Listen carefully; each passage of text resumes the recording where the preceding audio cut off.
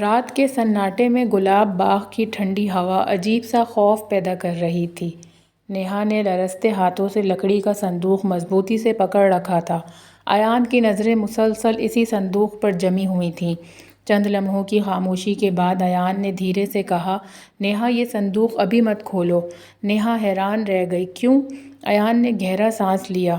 کیونکہ اس کے اندر جو کچھ ہے وہ صرف ایک راز نہیں بلکہ کئی زندگیاں بدل سکتا ہے۔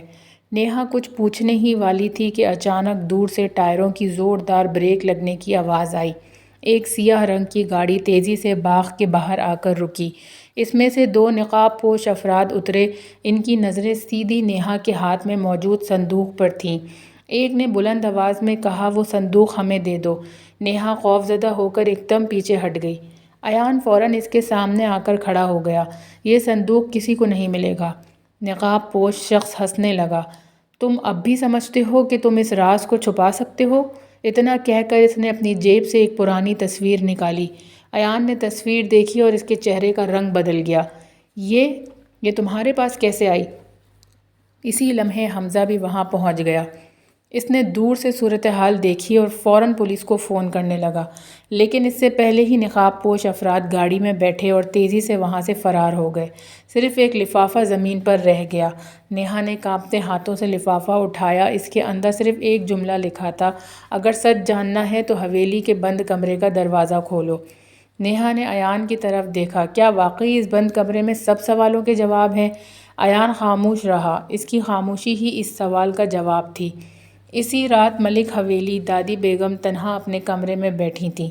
انہوں نے پرانی ڈائری کھولی۔ ڈائری کے آخری صفحے پر ایک تصویر چپکی ہوئی تھی۔ تصویر میں دو ننھی بچیاں تھیں۔ ایک نیچے نام لکھا تھا نیہا، دوسری بچی کے نیچے لکھا تھا زہرا۔ دادی بیگم کی آنکھوں سے آنسو بہنے لگے۔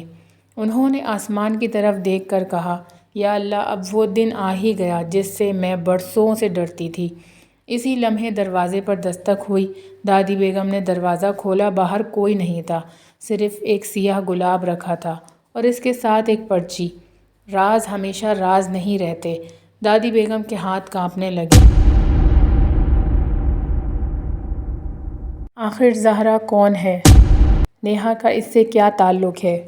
بند کمرے کے اندر آخر ایسا کیا راز چھپا ہے جسے جاننے کے بعد شاید کوئی بھی پہلے جیسا نہ رہے؟ اور وہ نقاب پوش لوگ اس صندوق کے پیچھے کیوں ہیں؟ یہ سب جاننے کے لیے نکاح کے بعد محبت کی قسط نمبر 9۔ اگر آپ کو اس طرح کی خاندانی، رومانوی اور سسپینس والی کہانیاں پسند ہیں تو ہمارے چینل قصے کہانیاں کو سبسکرائب کریں تاکہ ہر آنے والی ویڈیو آپ تک پہنچ سکے۔ اللہ حافظ۔